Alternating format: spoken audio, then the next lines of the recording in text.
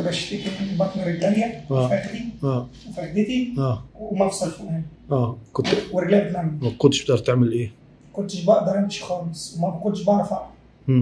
بقيت اعرف اقعد الحمد لله 100 بس ان مشيت نفس ما بيصرخ مشيت وركن. لكن تقدر تمشي دلوقتي؟ اقدر امشي دلوقتي. كويس كويس يعني خدت بعد شهر ونص اهو قدرت تمشي الحمد لله. الحمد لله. كويس. وتشتغل كمان؟ اشتغل كمان. ما شاء الله لا قوه الا بالله. يعني كويس قوي ما شاء الله. اشتغل توك توك حملت يوم الوقفه 70 عديت اوضه. يا عيني عليك خدت العيديه كلها يعني. عيطت يعني. انا مش لاقي الحل لحضرتك ان انا على قدي وفقير ومعايا 5 ايام. ايوه. فانت قلت لي شهرين فلا يجري علينا بقى ولا عايز الهديه ومال.